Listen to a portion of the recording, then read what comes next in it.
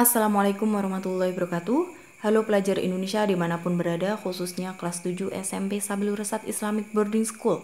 Jumpa lagi dengan saya Fitah Khadijah dalam mata pelajaran PPKN kelas 7.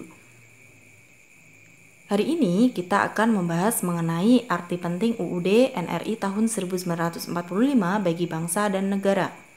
Tujuan pembelajarannya yang pertama, kalian mampu menjelaskan kedudukan UUD NRI tahun 1945. Yang kedua, kalian mampu menyebutkan fungsi konstitusi.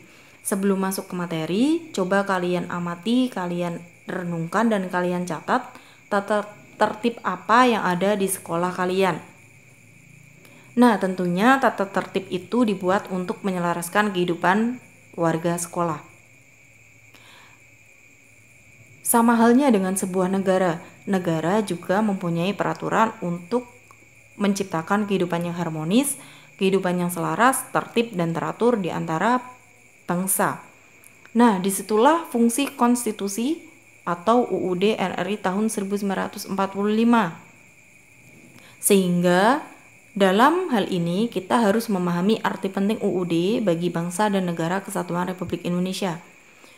Undang-Undang Dasar itu mempunyai kedudukan fundamental bagi peraturan perundang-undangan di bawah Undang-Undang Dasar seperti TAP MPR, undang-undang, peraturan pemerintah, sampai peraturan daerah.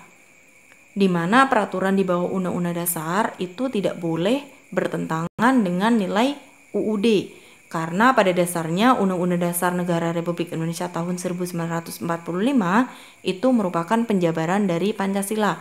Kita tahu bagaimana perjuangan para pendiri negara dalam merumuskan Pancasila sebagai dasar negara, kemudian dilanjut dalam mengesahkan Pancasila, kemudian merumuskan UUD NRI tahun 1945. Kemudian minggu kemarin kita sudah menelaah, kita sudah menganalisis bagaimana nilai karakter yang dapat kita jiwai dari para pendiri tersebut. Sehingga itu semua harus kita renungi, bagaimana bersyukurnya kita, bagaimana kita harus menciptakan persatuan dan kesatuan negara Indonesia ini dengan serius.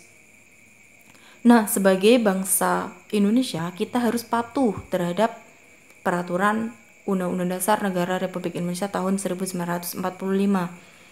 Karena apabila kita tidak patuh, maka ketidakharmonisan itu akan terjadi, di mana akan terjadi perpecahan, akan terjadi peperangan, bahkan kita dapat kita dapat menjatuhkan satu sama lain. Kita tidak mau hal itu terjadi, sehingga kalian harus menanamkan nilai-nilai Pancasila dan menjiwai nilai Pancasila dalam kehidupan sehari-hari. Hal yang sama pula kita harus terapkan dalam Undang-Undang Dasar Negara Republik Indonesia tahun 1945. Selanjutnya, yang kedua, fungsi konstitusi. Yang pertama, penentu dan pembatas kekuasaan negara. Yang kedua, pengatur hubungan kekuasaan antar organ negara. Organ negara itu sama dengan pemerintah. Kemudian, pengatur hubungan kekuasaan antar organ negara dengan warga negara. Sehingga di sini hak asasi manusia itu sangat dijunjung tinggi. Selain itu, sebagai pemersatu, identitas, kemudian sarana pengendalian masyarakat. Nah, kalian pahami fungsi konstitusi menurut Jimli Asidiki ataupun tokoh negara yang lainnya.